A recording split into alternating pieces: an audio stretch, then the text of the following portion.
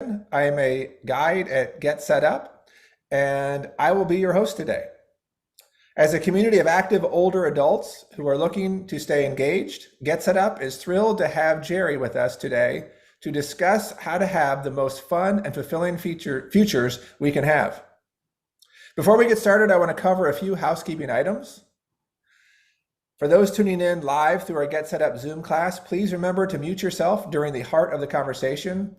But do leave your cameras on if you're comfortable so we can enjoy connecting with each other and see your smiling faces and maybe even capture some images to share in the future. If you have a clarifying question as we go along while Jeri is speaking, please let us know in the chat and we will do our best to call them to her attention. We will also have time to take questions directly from you at the second part of the hour. So put those questions in chat as we go along. For those joining via our community live streams on Get Set Up TV, Facebook or YouTube, you are welcome to enter questions into the comments. We will do our best to get to everyone's question. And now our special guest. Jeri Sedlar is an internationally recognized author, speaker, and lecturer on the evolving topic of retirement. Along with Rick Miners, she is the co-author of the highly acclaimed book, Don't Retire, Rewire, 5 Steps to Fulfilling Work That Fuels Your Passion, Suits Your Personality, and Fills Your Pocket. For more than 20 years, Jeri has traveled the globe from Dubai to Des Moines, actively researching individuals and organizations on the pleasure, pain, and possibilities associated with the aging society. Her findings led to the creation of the 5-step rewiring process, which focuses on finding new purpose, new passions, new play, and new work possibilities that promote healthy, fun, and fulfilling futures. Her belief is that life planning done in conjunction with financial planning allows individuals to leverage their personal and professional assets to the fullest. She has emerged as one of the country's leading thought leaders on the new way to do retirement, or as she calls it, rewirement. Ms. Sedlar has served as senior advisor to the Conference Board of Mature Workforce and as a judge to the AARP Best Employer Award for Workers 50 Plus. She's been a delegate to the White House Conference on Aging and sat on the AARP Executive Council. She's former editor-at-large of Working Women magazine, where she worked on key issues including work-life balance, flex time, glass ceiling, and female entrepreneurship. She was a partner in an executive search firm that specializes in the placement of senior executives in health and beauty industry, and she's influenced millions through her appearances on traditional media shows, frequently quoted in both traditional and social media. A graduate of Michigan State University, a member of Tri Delta sorority, she recently moved with her husband from New York City to Sarasota, Florida. She truly walks the walk and talks the talk. She now personally knows the passions and pitfalls associated with rewiring. Jeri, we're so glad to have you with us today. Let me turn it over to you now. Hey, Kevin, thank you. I'm very pleased to be here. Hello to all of you. And I thank you very much for reading all that. I'm going to edit the bio, but let me tell you, I am very pleased by the things that I've had the opportunity to do because it's made me smarter and wiser, I think, as being an author and being a speaker and being here today. So thank you. As we begin on this topic, although it's the book is all about Don't Retire, Rewire. What Kevin and I are going to do today is focus also on just that word, really rewiring as well, because I think that's where we are in life today. We've learned an awful lot these past 16 months, and hopefully most of us, and many of us on this call, have discovered some pretty unique things about ourselves. So, we've got a roster of things that we want to do in this hour. So we're ready to go. So thank you, Kevin.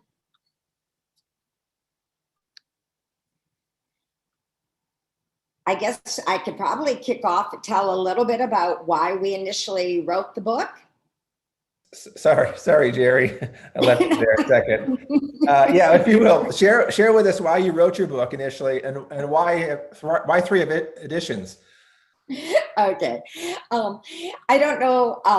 First, I miss being with everybody. So I could see all of you live. And what I love to do is really work the room and get to know everybody's story. But alas, we can't do that.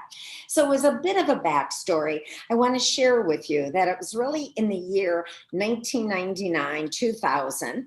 And we all probably remember the times were different. And there was this thing called the .com era. and people were talking about retiring. And when I started talking to friends and family and different individuals, I discovered that there was a lot of naive ideas about retirement. And the biggest one is it is not a 30-year vacation.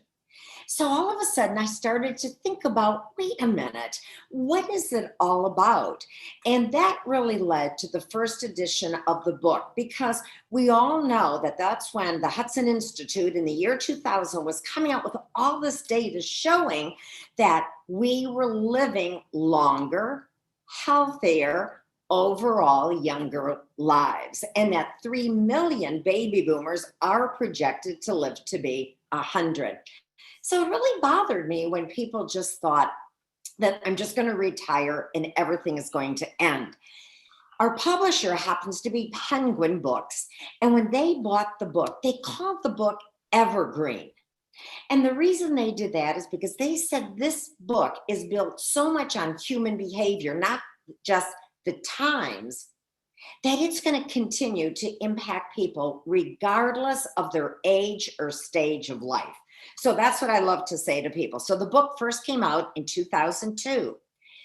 The second edition came out in 2007 because during those years, I traveled the country and I spoke to thousands of people. And one of the biggest areas I saw where people needed some help happened to be with couples. They did not seem to be on the same page. A lot of times they were really at cross purposes. So in talking to our publisher, I said, I think there's an opportunity here to help people as a couple with their partner to think about, what are we going to do in this next act? Then in 2017, the publisher came to us, and this is pretty unusual, Kevin. That's why I'm making a point of this, for a nonfiction book. And what happened is they said, wait a minute, a lot of things have changed since 2002. Do you think there's things you'd like to add to the book? The increase of technology. Think of it. We're all on Zoom. We're all, I have to be aware of technology to even be participating today. Time had really taken on a different sense of import back there. And back then, and we would talk about people saying, well, if I had the time, I would do this. Or when I do have the time, I'm going to do this. Little did we know when that book came out in 2018, what was going to be coming shortly thereafter and the impact it would have on this concept of time. So the third edition is out there. And I think the reason it also stays so important is the fact that people of all stages and ages of life have related to the book. Because the truth is, Kevin, the book is really about us. And as you and I go a little bit further, people will understand what I mean, because this is the line I love to use to tee us up. And that is, when I started thinking about this book, I thought, what's the first question that people think about when it comes to retirement? Do you have enough? If I asked everybody to mouth it right now, you would probably be saying money to retire. And I said, no, that is one part of the equation, but no. The question should be, do you have enough money to retire to do what about activities? And then I said, time out. It's still bigger than that. The real question is, do you have enough money to retire to do what fulfills you? And that is really the essence, because so many people would say to me, Jeri, I'm so busy, I don't know how I ever worked. And I say, I don't care how busy you are. I want to know, are you really fulfilled? Are you getting your buzz? Do you really know what makes you tick? So this is where, if all of us were together, boy, I see some of these names, and Kip and Carolyn and Nita, I would be going right up to you and saying, talk to me. But that's what we're going to do through the screen in this next 40 minutes. Okay? You got three editions. I would guess you're probably thinking about the fourth one, right? Because a lot's happened since 18, right? After this last year, you're probably thinking you got some more ideas you can plug in there. You know what? It's funny you're saying that. Yes, but man, books are labors of love. So I'm sure. yeah, but you never know. Yep, yep. But I appreciate you being sensitive to changes and things that are happening, because as time changes, the situations change, and it seems like you're really speaking to that. So that's why the different editions and all. So good. Yeah. Well, let's start by asking the question: what is rewiring? That's a word you use in your book and in your speaking. And who can rewire, and when, and has rewiring changed? So tell us about rewiring. All the questions are okay. I want people to imagine that rewiring is really about the energy that is running through our veins. And the reality is that energy doesn't stop when you retire, when you leave a corporation, when you sell your business, when you stop doing volunteer work, when you get off of a board. Somebody said to me, I'd been babysitting my grandchildren, and all of a sudden they moved away. The energy that is given to any of these activities is still in us. And the visual I love to use is it needs someplace to go. It's almost, imagine our fingers are saying, here's the energy, where do I go next? So rewiring is not an end game. It's really a process. And I don't care how old or how young you are. When college students say, hey, when I graduated, I needed to rewire, in the same way that when somebody retired, they said, all of a sudden, I have this energy. Or yesterday, somebody said, all of a sudden, I got a rotator cuff problem. I'm going to have surgery. I may not be playing golf in the future. So, Jeri, how am I going to rewire my energy and my time that I normally gave to golf? So there is no expiration dates. There are no ages on this.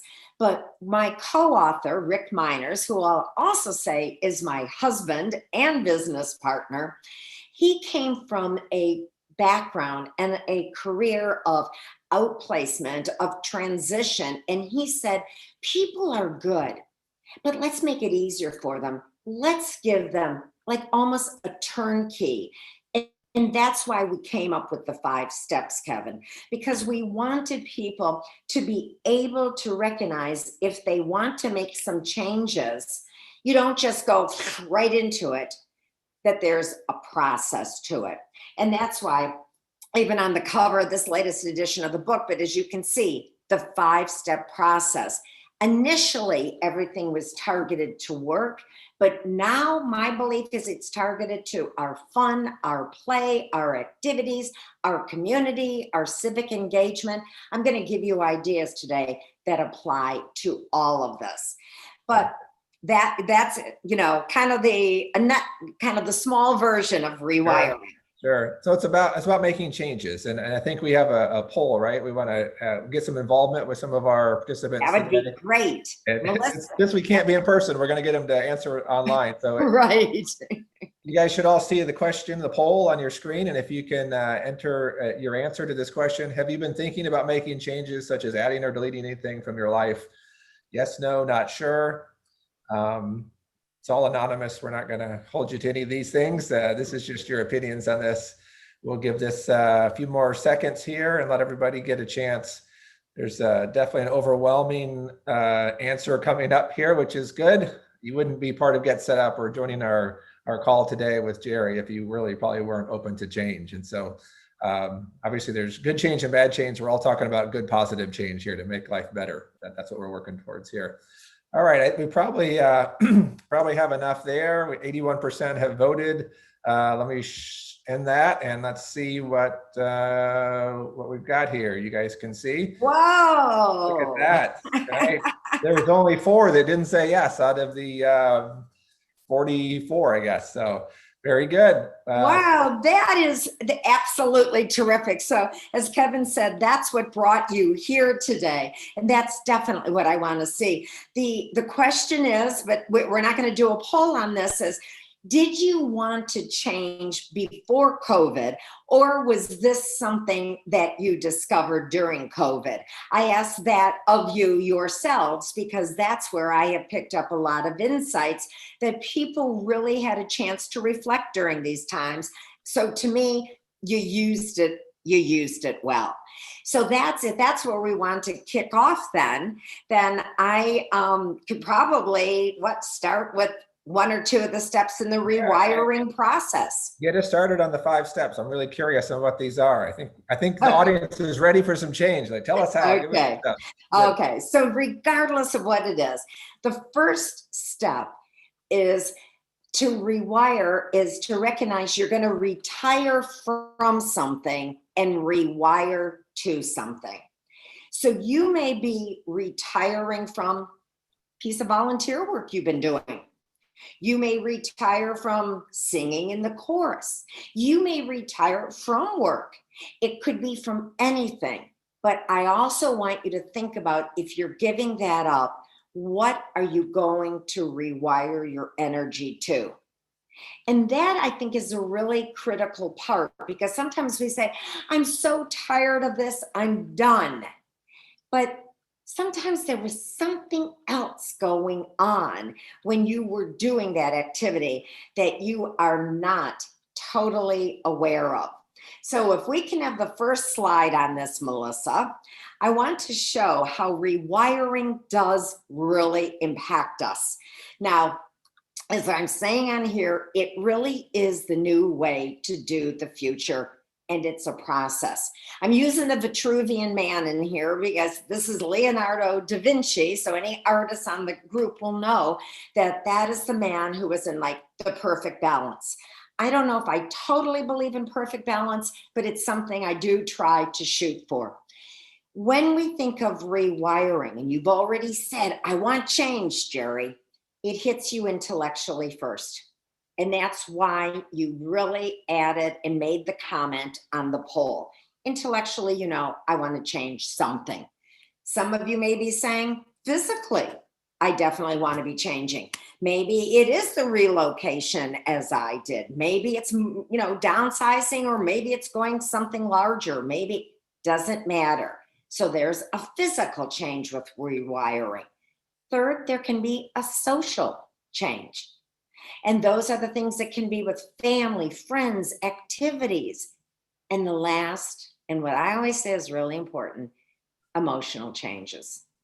Because the truth is, we can say we like change, we can say we're ready to embrace it, but it will impact you emotionally. And I'm going to say that right up front, that no matter how you feel, no matter how excited you are to do something different, there still will be a piece that you're giving up, that you're breaking away from. So now you may be saying, all right, where can I really break away from things? So that's the next slide, Melissa. Because what we did is we said, all right, there are many, and everybody's slightly different, but many areas where we're really engaged in our lives. And people shared with me during this time of COVID that there were some aspects of their life that were very full, and there were some that were empty. So when you take and think about it, as you sit here yourself right now and think, okay, about work, and that work can be paid work, it can be, you know, volunteer work, it can be working for a business, it could be working for yourself. Money and what I'm going to call like asset management or financial. A lot of people realized that, wow, I saved money this year because I wasn't doing a lot of things. But that's another box of our life to be engaged. Then maybe there was a partner. Then there was the aspect of myself and the spiritual side of me. The other boxes were our own health, our fitness. And then what about those hobbies, those interests? Did you have them? Or did you notice, I could use some more?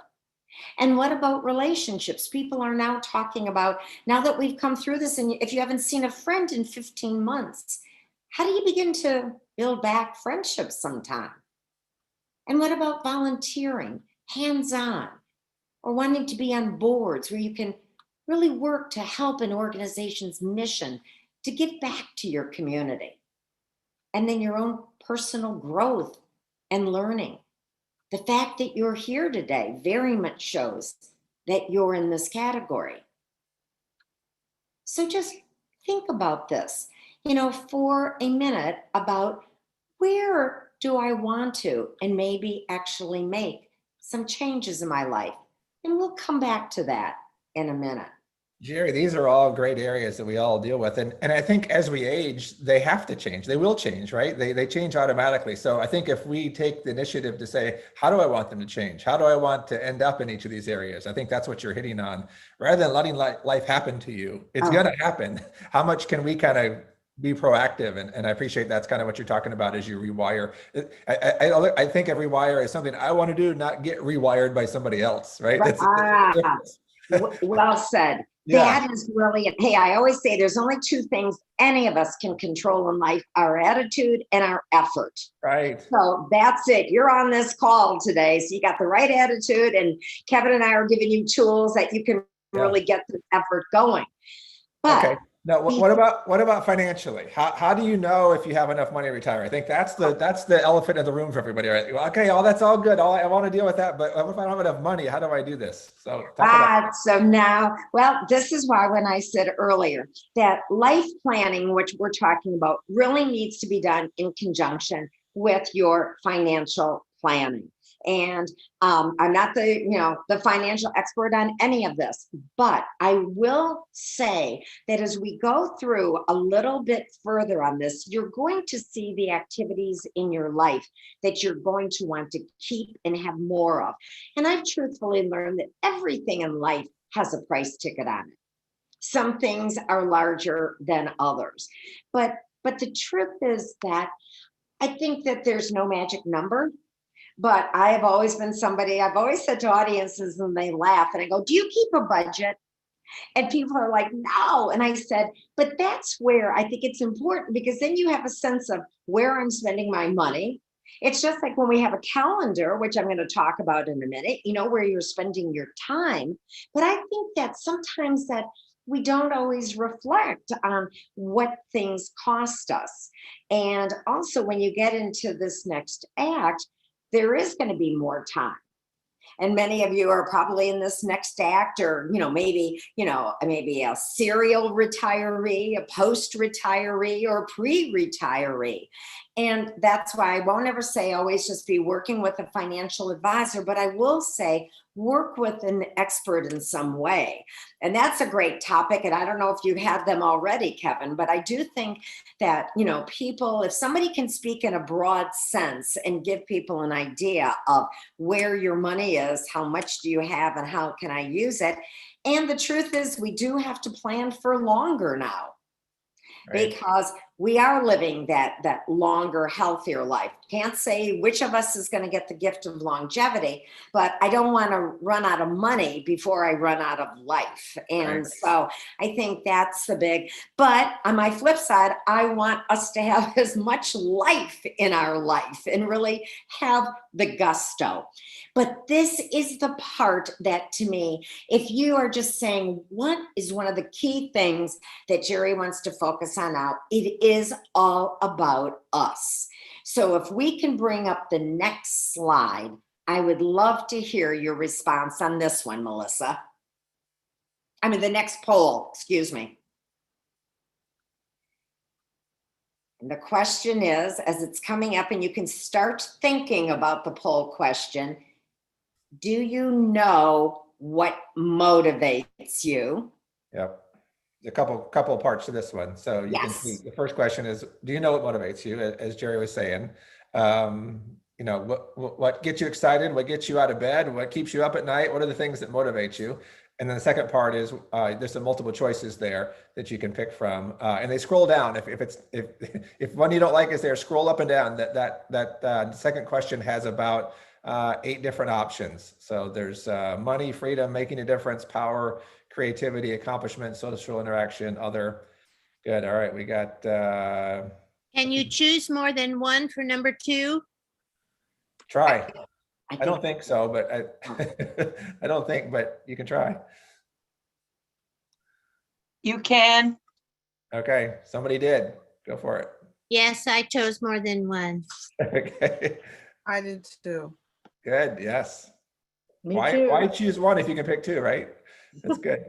I picked 4. You picked That's okay four. too. Very, very motivated. All right, give you another couple seconds. People are still voting. We're almost to 40 here. Okay, 75% of you. All right, last couple seconds if you're really deliberating here, make your final vote. All right, that's good. All right, here's the results. Yes, so overwhelmingly people said yes. They 81% said yes, they know it motivates them. There's another 18% that are unsure. And it's important to figure that out, right? I mean, if you go on a trip and you don't know where your end destination is, you're never going to get there. You'll never make it to where you want to be. You'll just be driving around needlessly. So you got to figure out what motivates you. And then examples, your yeses, let's see. Making a difference. I think I love that, Jeri. That's as we age, we move from it being about gaining our own value and now making a difference in the world, right? Leaving a legacy, really, in a sense, is what they're trying to say. I think that's great. A good shift there. These other things are all good and good. Nobody said power. We're kind of over that, right? We got more power than we want right now. We're ready to give some of that away. Let the younger people do that. But these are all good answers. What do you think, Jeri? I definitely do. So let me tell you a few things, Kevin. I do have to absolutely pick up on your comment, though, about if you don't know where you're going, because I have been recently quoting, and I give it all away to all of you today, from Alice in Wonderland. And if you remember, when Alice falls down the hole and she comes upon the Cheshire Cat and he's sitting up there in the tree, and she said, "Please, sir, which road should I take?" And he looks at her and he said, "Well, where is it you want to go?" And Alice says, I don't know, sir." And he said, "Then I guess it really doesn't matter what road you take, does it?" And that's why I'm really here too, because I want to make sure that with the time and the energy and the money we have, that we really take the right roads. But a lot of it is predicated about what turns us on. So can we have the next slide on that one? And I'll bring your poll question and comments to life. Thank you, Melissa.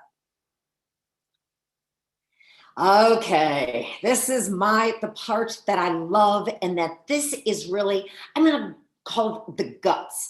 This is what your takeaway really should be today. When we were working on this book, and remember I said to you at the beginning, it isn't about the money only. It is not about just what are you going to do. It's about what is going to fulfill you.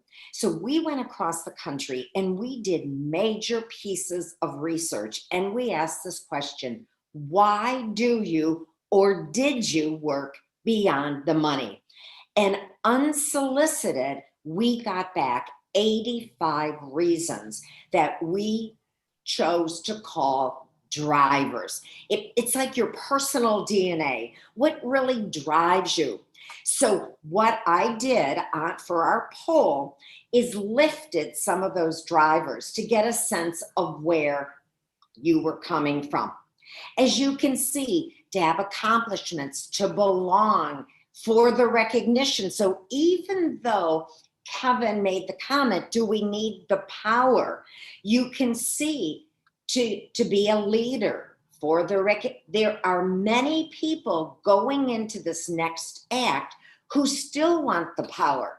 But yours to make a difference, you can see where that comes up. Where Rick and I, as I said, my co-author husband, come out on this is we don't care what your drivers are, but we absolutely care that you know what your drivers are. So when you all began to say, like, you know, the number, how many of you, over 90% said, I want to change. As you think about that in the activities, I also want you thinking about what motivates you, because that's why we get the fulfillment to make a difference. All of a sudden, as Kevin said, it's about leaving legacy. But when somebody says, I want to have accomplishments, is it in a certain field or a certain area or a certain activity? These are the things we need to know about. And why it's so important is that when you retire from anything, you are going to leave things behind. And these last 16 months, we have left things behind. Melissa, could I please have the next slide? And the best way to bring this to life is by looking at our own calendars. Now, I still have the words retirement on here because I know there are people in that mindset on this call.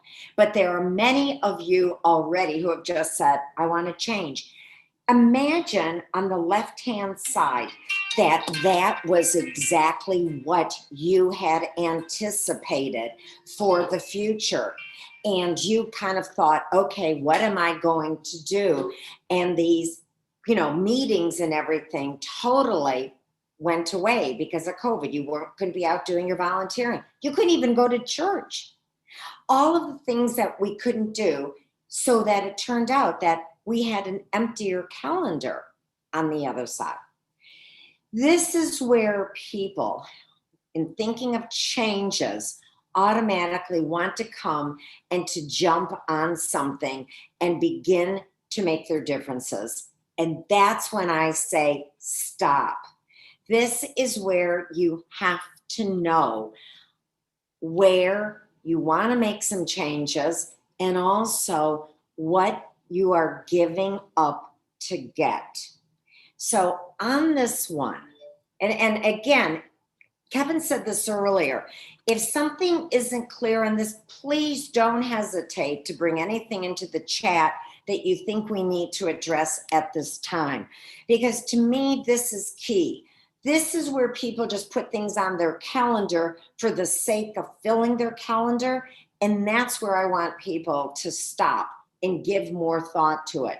So right now, I want the last of our polls, if you could bring that up, Melissa, because I want you to think now about where do I want to make some changes?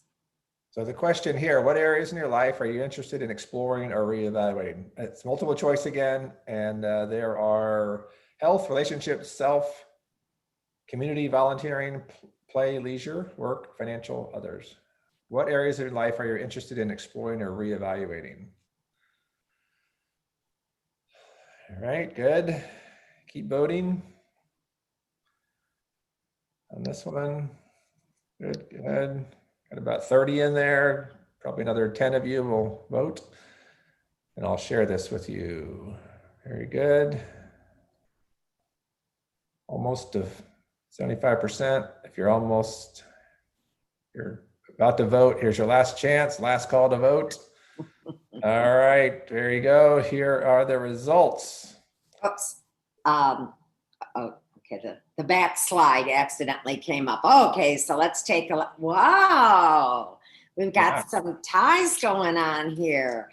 Health and self, you could see those. Play, leisure, I like this very much.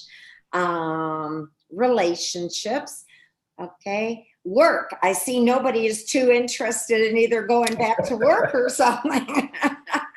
Why am I not totally surprised? I would love to know what some of the others.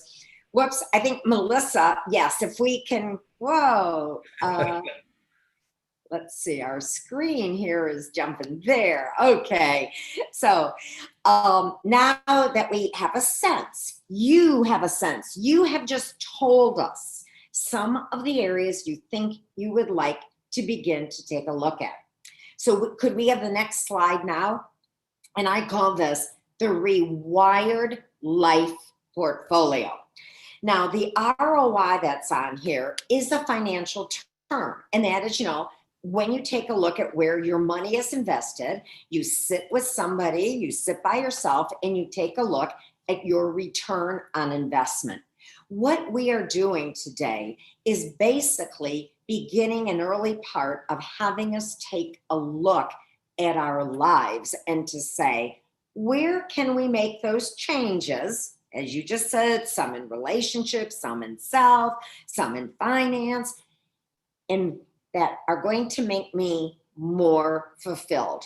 And for our purposes here, I just cut the pie into 4 big slices. So it's work, play, many of you, let's face it, leisure and fun came up high, self, and community.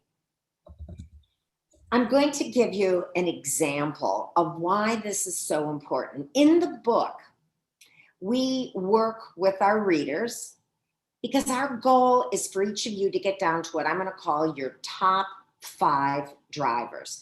And once you really take the time to get there, they become like your honing device for life, because you begin to think about adding things to your life that are really going to fulfill you. If somebody says, hey, well, this is a perfect example. Somebody was ending work and he saw a friend, and the friend said to him, hey, what are you going to do? And the man looked at him and said, I really don't know. He said, I have been so focused on work. I don't even have interests or hobbies. And all of a sudden the man said, hey, I sit on the board. It's a bird sanctuary, and kind of like the Audubon Society. We're looking for board members. Do you think this is something you would like to do? And this man was like in such a panic by how much free space he was going to have on his calendar. He just automatically said, yes, that sounds great. When he came home and told his wife what he had done, she looked at him and said, you don't even like birds. My point on this is where we need to understand ourselves as we go into this process. So let me share on something under community. It's all about making a difference, which was such at a high level with all of you. Somebody I worked with in our research, when she was, responding to all the questions, she told me the homeless. The issues of the homeless were very top of mind for her. She lives in an urban environment, and that's what she said she really wants to focus on in her next act. I saw her about 7 months after she started this project, and she was working at the church in the soup kitchen. And I said, how's it going? And she said, I don't like it. Now, all of a sudden, this is your time. You're doing this by choice. This is not a job that you're forced to do. So when we sat down and went over her drivers, yes, she had the make a difference driver, just like many of you said. But she also wanted to be a leader. She wanted to be creative, and she wanted to be a problem solver. What we realized as we looked at her drivers is that she was on the wrong side of the homeless issue.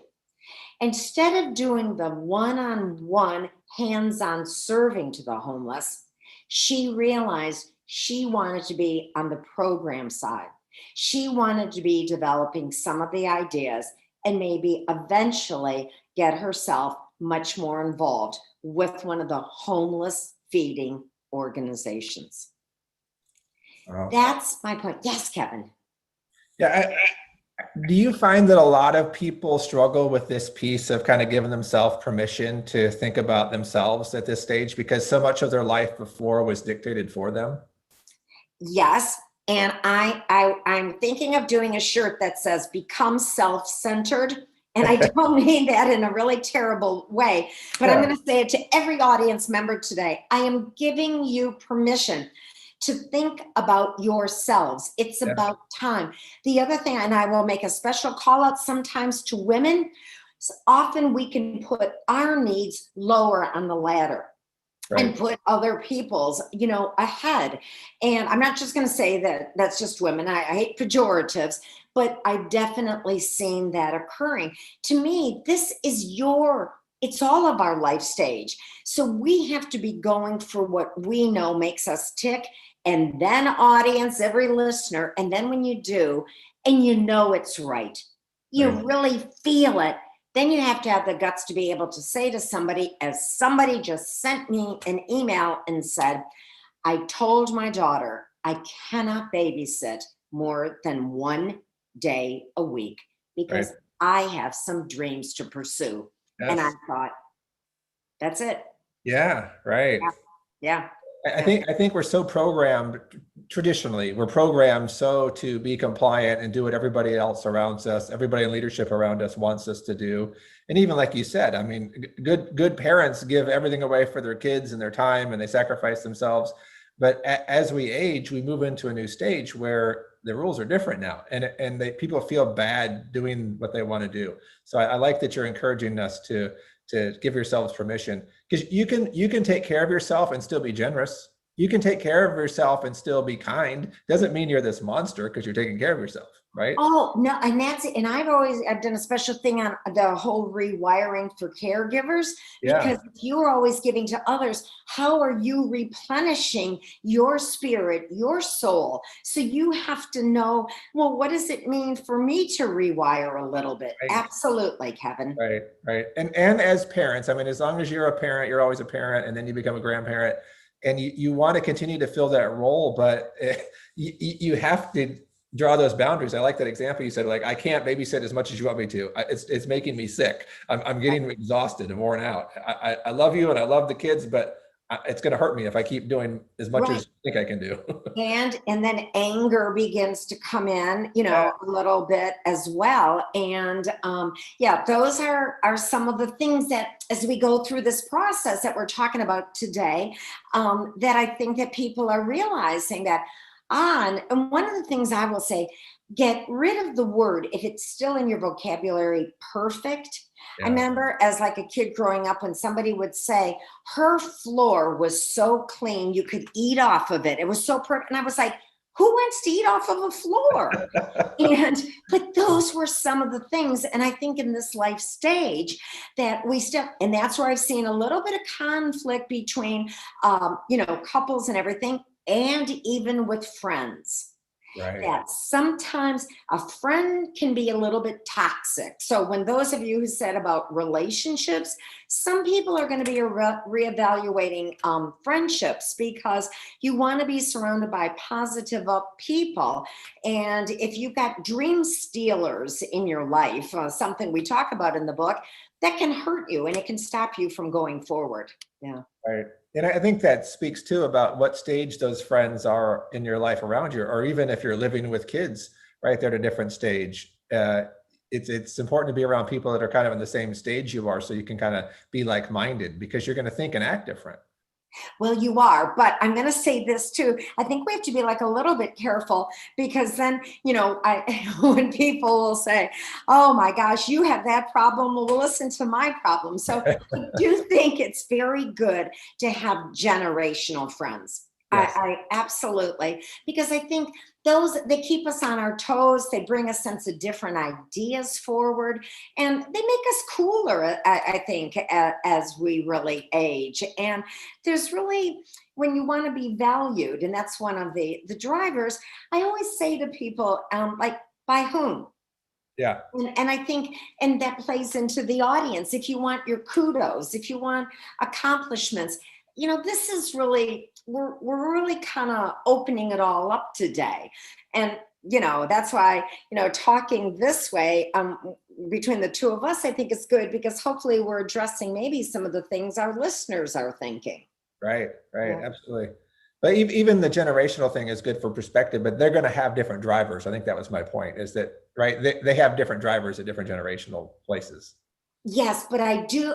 Thank you for that, Kevin. There's something I want to say, though, is that our drivers really don't change during life. Okay. They just, if you had a competitive driver in the workplace, you might still have that competitive driver on the golf course, in a bridge, raising money for a bake sale. So that driver is still there. You're just transferring how you're going to fulfill it into something else. So don't ever really think, oh, I'm not going to be competitive anymore, because we are seeing something happening right now that's a new trend with competitive retirements. We saw competitive, I got my COVID shot first. I mean, we absolutely saw that. And now with people getting back to travel, well, where are you going? How soon are you? Right. So I think we have That's to a be great, no, that's a great, I think that's a really helpful clarification there. The driver doesn't change, but the application of it or where you apply it has to change, or you're going to get frustrated, right? That's where the rewiring comes in. exactly. That's where like That's going it. from something to something. If you don't make that transference, then you get frustrated, right? Because your Yes. drivers just get stalled because you can't apply them in the right place. Right. Yeah, that's good. That's good. Yeah. Ah, great. How do you stress having curiosity and purpose? How does that come in? Well, curiosity to me is if people used to say to me, is there one thing that you wish everybody could have? And I'd say, yeah, I'd love to give you the gift of curiosity. I'm somebody who I kind of laugh and say, I have an insatiable curiosity. I want to know what's coming around the corner. I want to know what's next. And I think that's where sometimes people need to motivate themselves. One of my drivers is continuous learning. And so I love to learn as much from audiences as I love to share with them. But I would say to our audience today, if we don't have the poll on this one, but how curious are you? And how do you demonstrate that you're curious? How would somebody know if you said, I'm really curious? How and where was the last time you showed it? Because as we go through life in these stages, I have a line that says, make every day special, even in a tiny way, or it won't be. And so the curiosity is that part of the brain that just really gets you out there to try something that's different. You may hate it, but at least you tried it. Because I don't want people taking dreams, incompletions, ideas to the grave. Quite simply, try it. And if you say, I will share with you, I very rarely say this, but one of the things on my bucket list had been to be in the Macy's Thanksgiving Day Parade. And through a friend, I was able to do it. I will tell you, I'm not going to go into this now, but it was the time that Ronald McDonald, literally the balloon ran out of air. And by the time we got to the end, he was like sitting part of his foot on my shoulder. It was the worst experience ever, but I wouldn't have traded it, but it's enough. So I guess what I'm going to do is something I'd always worked with Gloria Steinem on different projects in the past. And she always said to audiences, I'm going to give you a challenge. And starting today, later today, when we end this call, become to every member of this call something that you show a little bit of curiosity about. Why does it work like this? Or pick up a magazine that's or I know that sounds kind of dated, a magazine, or pick up a book, or go to a website you don't normally go to, and just be curious about a topic. Just drill down a little bit. Put something in Google, because that's where new ideas are going to surface. You don't have to do the same old unless you want to. Yep. That's good, Jeri. I mean, in this audience, our Get Set Up learners are all lifelong learners, and they're curious folks, and they're so much fun to be able to work with. As a guide, I get to spend hours with them every week, and they're all curious, and I love that about them. So I think there's a lot of alignment with what you're saying there. That curiosity and purpose keeps us going, right? It keeps us hungry for more, and knowing there's more out there, and that we don't really arrive. Life's such a journey that we can keep pursuing, and that keeps us going. I think that's great. I love it. And then you asked about the word purpose. And let me say something on this. I think that there was a time, some authors, some speakers, consultants like myself, it was all about purpose. So what I like to say is there is purpose with a large capital P and with the small letter P. There are people who are going to set up new organizations and foundations and take on major projects. So that's really purpose with a P. Like somebody I know started that I met in my travels, eliminate poverty And that was, a mighty goal. But you can have different kind of purpose. When people will say, well, is it too trite if I, want to try to really get out there and run a mini marathon? And I said, absolutely not. And I think somewhere along the way, we elevated purpose. It is important because I'm not going to kid you, Kevin, there is enough data that shows when people are moving in the direction of a goal, of having purpose, they're happier. Right. Because there's just something to shoot for. Yeah. So but I think sometimes, and even when we have the whole idea of purpose, it's like, whoa, it just doesn't have to be that big. Yeah. Right. Yeah. So people get kind of frozen, not knowing the specificity of their purpose. So they do nothing, right? They just and then they end up floating. They're even worse off. Floating's worse than having a direction anyway, getting going. Yeah. So one of our attendees had the idea saying we all need a t-shirt. Felice says we all need a t-shirt that reads "Do not disturb, I'm rewiring." Do you have any of those shirts, Jeri? People wear I don't know, but I like that idea. I've always, kidded around about that, but I like that. Thank you. This audience would buy them. You could take orders today if you had that shirt. Wow, I like this. It's so funny. I just heard Rick laughing in the background on this too. But it's so funny. We were saying this because even in the move, and I take a personal minute on this, it's only been 8 months from New York City to down here to Sarasota. And that's what I have seen. So many people who are happy, but they're looking for the next. And that really is, that sums it up. And the rewiring, and I know it's great now. On my card, I'll say rewiring expert, and people will say, "Are you an electrician?" and I'll say, "Kind of. I want to help people light up their lives." So, there's something here. Right. Well, I love the rewiring because to me it implies a connection from one thing to another, right? When you rewire, you're reconnecting from one thing to another. It shows purpose in that, and it shows when you connect your purpose and your power and all of your 5 steps. That's really a good picture of what we're really doing. There's action involved. It's retiring is not doing nothing. Rewiring is showing there's action. I like that. That's really it. And you just said the connecting. And I sometimes like to use the example of a lamp. A lamp can get unplugged. It still has the capability to light up a room.